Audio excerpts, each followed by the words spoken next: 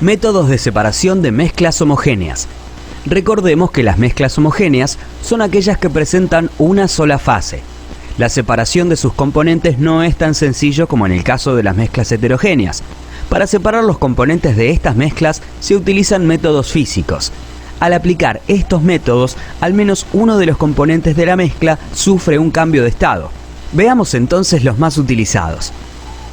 La cristalización consiste en calentar la solución dentro de un cristalizador hasta que se evapore el componente líquido y se formen cristales de componente sólido. En el caso del agua salada, el agua se evapora y quedan los cristales de sal en el fondo del cristalizador. La destilación simple.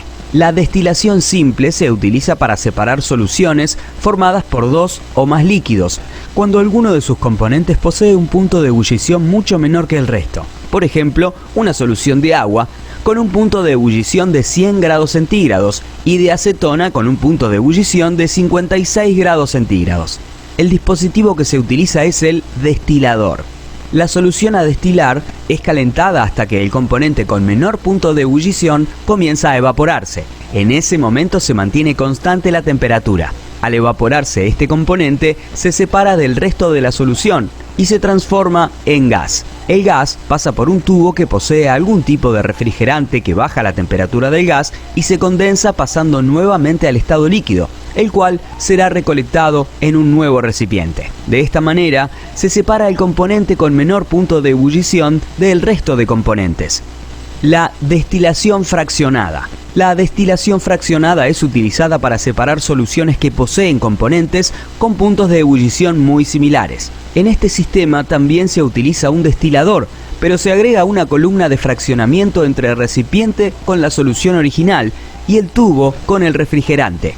Al calentar la solución, ambos componentes se evaporan y pasan por la columna de fraccionamiento. Esta columna está fría, haciendo que el componente menos volátil se condense y vuelva al recipiente original, mientras que el más volátil continúa el recorrido del destilador hasta el tubo con el líquido refrigerante y finalmente se condensa y llega al nuevo recipiente. Cromatografía. Es una técnica que se emplea para separar los componentes de una solución que contiene varios solutos disueltos. Por ejemplo, separar pigmentos. Se utiliza un papel que sirve de fase estacionaria. Se coloca la mezcla de pigmentos en el papel y este se coloca en el solvente, pero solo la base del papel. El solvente comienza a subir por el papel y separa los componentes del pigmento. Cada componente va a desplazarse a diferentes velocidades. De esta manera se visualizan los colores que componen el pigmento.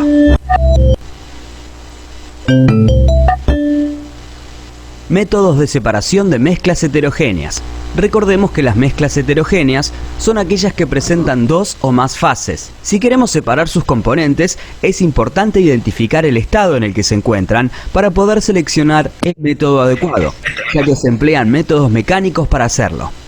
Estos métodos conservan el estado de agregación inicial de cada componente de la mezcla. Veamos entonces algunos de los métodos más utilizados.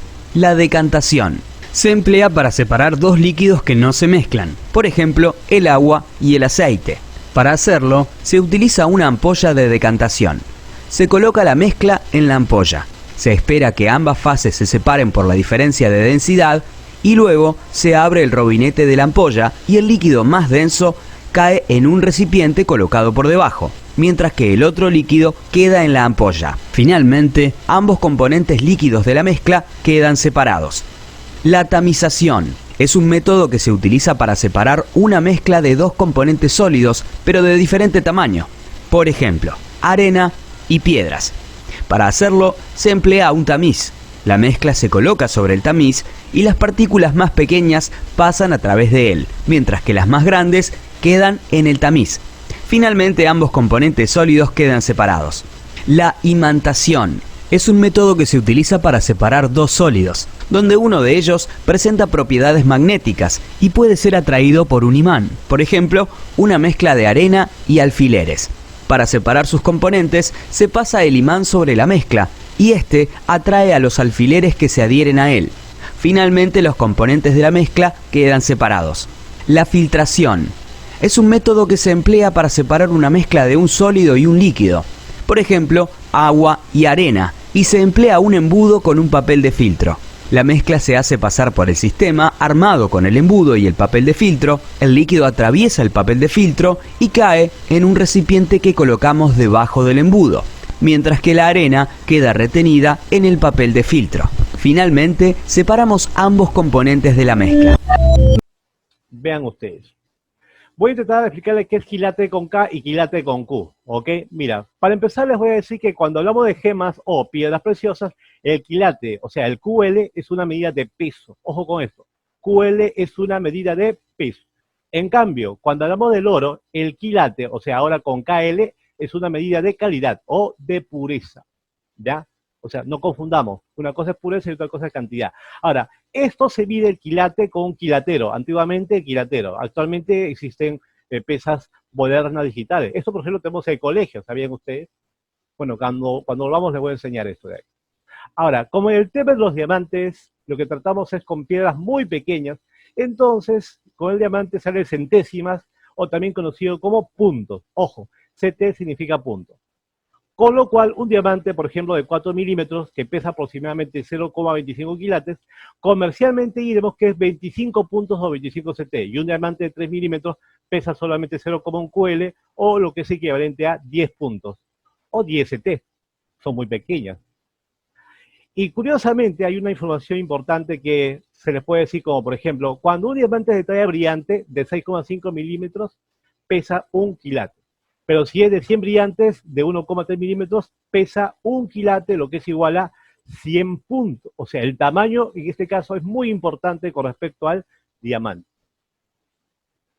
Ahora, como ya les dije, con respecto al quilate y el oro, es una manera de expresar la pureza, ¿no? O la calidad. ¿Y cómo se mide en el caso del oro? Vean ustedes. Primero, hay que decir que el oro, cuando está en estado puro, es muy blando. Por eso se tiene que alearlo con otros metales para darle mayor dureza. Pero de esa manera vamos a bajar su calidad o pureza. Ahora, al oro puro, que se le asigna una pureza, le llamamos 24 quilates, ¿ok? O sea, quiere decir que un quilate es una parte de esas 24. Cuando digo 24 quilates significa que es al 100%. Entonces, ese oro que llamamos 18 quilates significa que tiene, de esas 24 partes, 18 partes son de oro puro y las otras 6 son de otro metal, ¿ok? A veces cambian de color cuando se combinan con otros elementos, con otros metales. Ahora, y cuando decimos que una moneda es 22 quilates, quiere decir que de esos 24, 22 son de oro y 2 son de otra cosa, generalmente cobre, estaño, etc. Ahora, por ejemplo, acá tenemos un anillo de graduación de 10 quilates. ¿Qué significa? Que de las 24 partes, 10 son de oro y 14 son de cualquier otro metal. Ahora, para los que no entienden mucho ese tema, diremos que se le añade al oro puro metales como la plata, como el cobre, como el níquel. Ahora, eso dependiendo de qué es lo que tú buscas, ¿verdad? Ahora, en España, que es la fuente de información de esta PPT, obliga actualmente ya a no usar quilates, sino en milésimas. Menos mal que a Latinoamérica eso no llega. ¿Ya? Todavía no llega a Latinoamérica. Europa ya es una obligación en algunos países. Bueno, creo que con esto ya saben un poco más de lo que es el quilate. No olviden, cuando es 24 quilates es puro. Sin embargo, deben saber que cuando el oro está al 100%, 24 quilates, significa que es demasiado blando y no es conveniente que tengamos algún objeto de oro puro que sea demasiado blando, porque pierdes un poco de eso.